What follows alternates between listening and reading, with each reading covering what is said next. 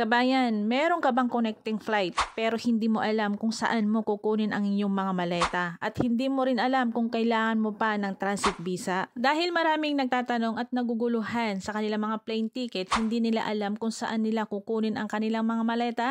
Tara, pag-usapan natin yan. Kung si employer ang bumili or nag-book sa inyong mga plane ticket, hindi ito detalyado. Marami mga OFW kasambahay ang hindi nila alam ang oras ng kanilang flight at hindi rin nila alam kung saan nila kukunin ang kanilang mga maleta. Kadalasan pa, hindi nila alam kung ilang kilo ang dapat nilang ilagay sa kanilang mga maleta. Kaya si OFW, pagdating sa check-in counter, nagbabayad ito ng malaking halaga. Kabayan, narito ang karagdagang kaalaman kung meron kang connecting flight, hindi mo alam kung saan mo kukunin ang inyong mga maleta at hindi mo rin alam kung kailangan mo pa ng transit visa. Sa inyong mga plane ticket, may nakalagay po doon na no need to collect and recheck your baggage. So, ibig sabihin po, layover lamang po kayo doon ng ilang oras, 2 or 3 oras. Depende po sa nakalagay sa inyong mga plane ticket. Kaya sa unang airport na pag-check-in nyo po, bibigyan na po kayo ng kompletong boarding pass. Kasi layover lamang po kayo sa ibang airport, hindi nyo na po kailangang mag-check-in sa inyong mga maleta. Lilipat lamang po kayo ng ibang gate at hindi nyo na po kailangan lumabas ng arrival area para pumunta sa departure area at mag-check-in ulit sa inyong mga maleta.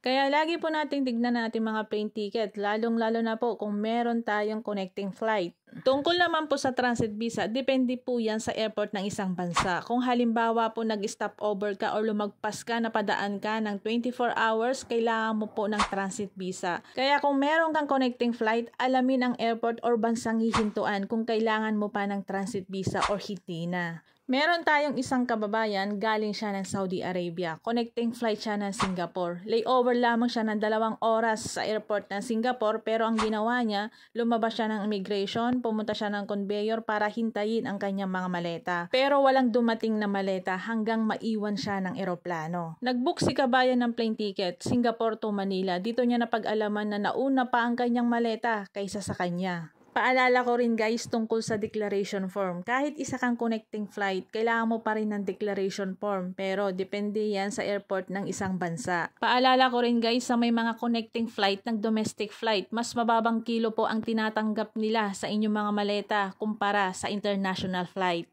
Kaya kung meron kang connecting flight na domestic flight, wag po tayong magdala ng sobra. Kung meron ka namang pambayad, wala po tayong magiging problema. Para po sa karagdagang katanungan, pwede po kayong mag-message sa aming WhatsApp number. Pasensya na po kayo kung hindi po kami madalas magbasa or mag-reply ng mga message sa comment section kasi iniiwasan po namin makabasa ng mga bad comment. Hanggang sa muli guys, ako nga po pala ang lingkod, Zwency Fernandez po, isang OFW advocate.